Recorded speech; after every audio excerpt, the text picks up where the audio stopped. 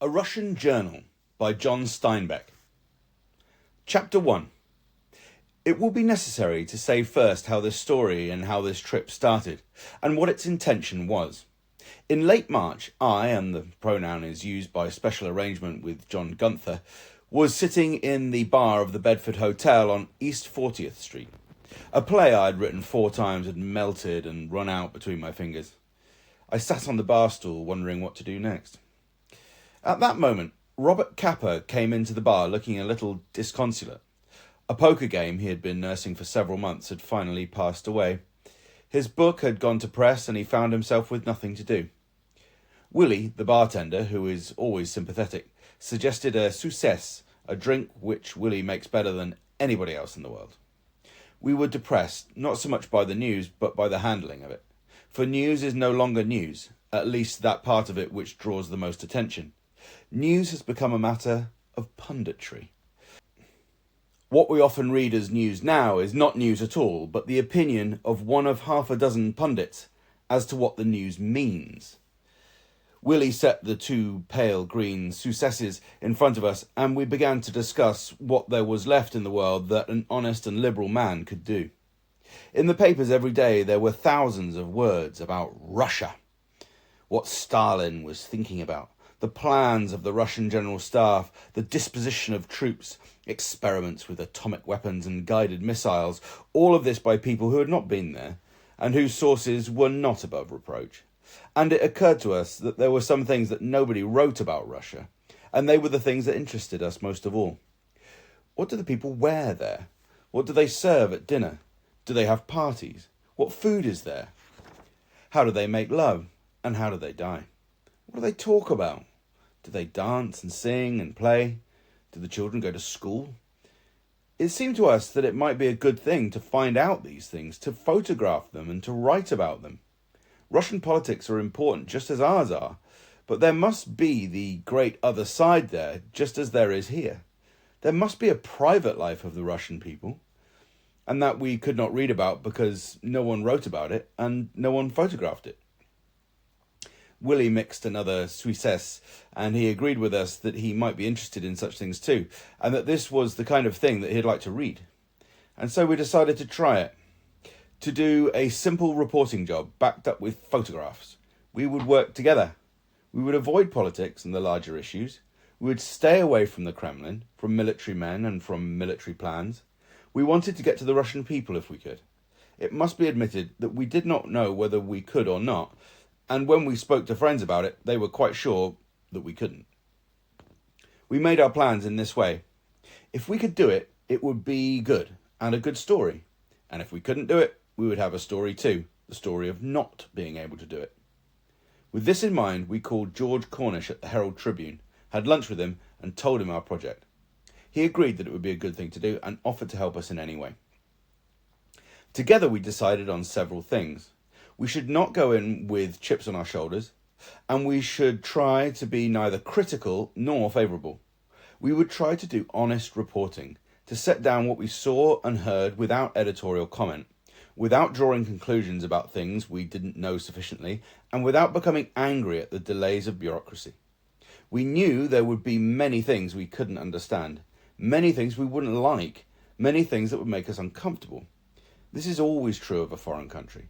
But we determined that if there should be criticism, it would be criticism of the thing after seeing it, not before. In due time, our application for visas went to Moscow, and within a reasonable time, mine came through. I went over to the Russian consulate in New York, and the consul general said, "We agree this is a good thing to do, but why do you have to take cameraman? We have lots of cameramen in the Soviet Union." And I replied, "But you have no Kappas. If the thing is to be done at all, it must be done as a whole, as a collaboration." There was some reluctance about letting a cameraman into the Soviet Union, and none about letting me in. And this seemed strange to us, for censorship can control film, but it cannot control the mind of an observer. Here we must explain something that we found to be true during our whole trip. The camera is one of the most frightening of modern weapons, particularly to people who have been in warfare, who have been bombed and shelled.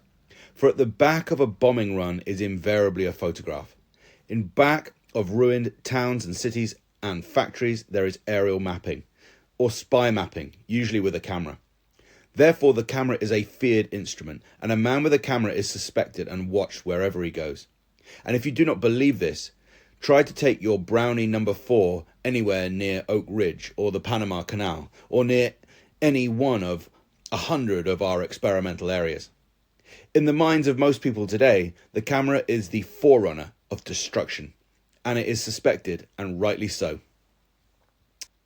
I don't think that Kappa and I ever thought that we would be able to do the job we wanted to do. That we were able to do it is as much a surprise to us as anyone else. We were surprised when our visas came through, and we held a mild celebration with Willie behind the bar when they did. At that point, I had an accident and broke my leg and was laid up for 2 months. But Kappa went about assembling his equipment. There has been no camera coverage of the Soviet Union by an American for many years, so Kappa provided the very best of photographic equipment and duplicated all of it in case some of it might be lost. He took the Contax and the Rolleiflex that he had used during the war, of course, but he also took extras. He took so many extras and so much film and so many lights that his overweight charge on the overseas airline was something like $300. The moment it became known that we were going to the Soviet Union, we were bombarded with advice, with admonitions and with warnings, and it must be said, mostly from people who had never been there.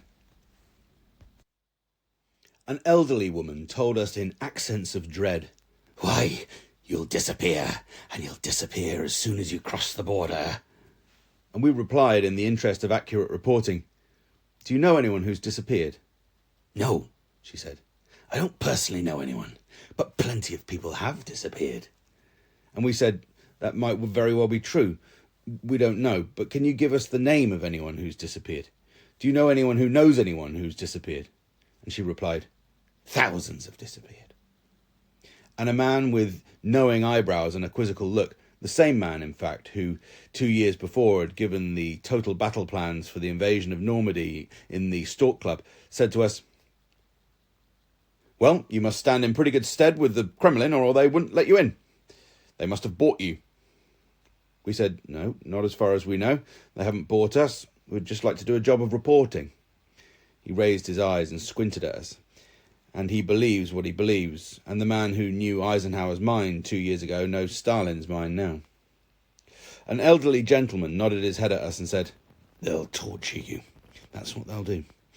They'll just take you into a black prison and they'll torture you. They'll twist your arms and they'll starve you until you're ready to say anything that they want you to say." We asked, "Why? What for? What purpose could that serve?" "They do it to everyone," he said. "Why, I was reading a book the other day." A businessman of considerable importance said to us, "Going to Moscow, huh? Take a few bombs and drop them on the red sons of bitches." We were smothered in advice. We were told the food to take, otherwise we'd starve, what lines of communications to leave open, secret methods of getting our stuff out. And the hardest thing in the world to explain was that all we wanted to do was report what Russian people were like, and what they wore and how they acted, what the farmers talked about, and what they were doing about rebuilding the destroyed parts of their country. This was the hardest thing in the world to explain. We found that thousands of people were suffering from acute Moscowitis, a state which permits the belief of any absurdity and the shoving away of any facts. Eventually, of course, we found that the Russians are suffering from Washingtonitis, the same disease. We discovered that just as we are growing horns and tails on the Russians, so the Russians are growing horns and tails on us. A cab driver said, "Them Russians, they bathe together, men and women, without no clothes on." "Do they?" "Sure they do," he said. "That ain't moral." It developed on questioning that he had read an account of a Finnish steam bath, but he was pretty upset at the Russians about it.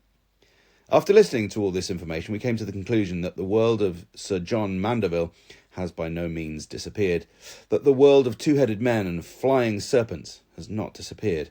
And indeed, while we were away, the flying saucers appeared, which do nothing to overturn our thesis. And it seems to us now the most dangerous tendency in the world is the desire to believe a rumour rather than pin down a fact. We went to the Soviet Union with the finest equipment of rumours that has ever been assembled in one place. And in this piece, we insist on one thing. If we set down a rumour, it will be called a rumour. We had a final success with Willie at the Bedford bar. Willie had become a full-time partner in our project, and meanwhile his successes got better and better. He gave us advice, some of the best advice we had from anyone. Willie would have liked to come with us, and it might have been a good thing if he had. He made us a super Suissesse, had one himself, and we were finally ready to go. Willie said, "Behind the bar, you learn to listen a lot and not talk very much." We thought about Willie and his Suissesses a lot during the next few months. That was the way it started. Kappa came back with about 4,000 negatives, and I with several hundred pages of notes. We have wondered how to set this trip down, and after much discussion have decided to write it as it happened, day by day, experience by experience, and sight by sight, without departmentalizing. We shall write what we saw and heard. I know that this is contrary to a large part of modern journalism, but for that very reason, it might be a relief. This is just what happened to us. It is not the Russian story, but simply a Russian story.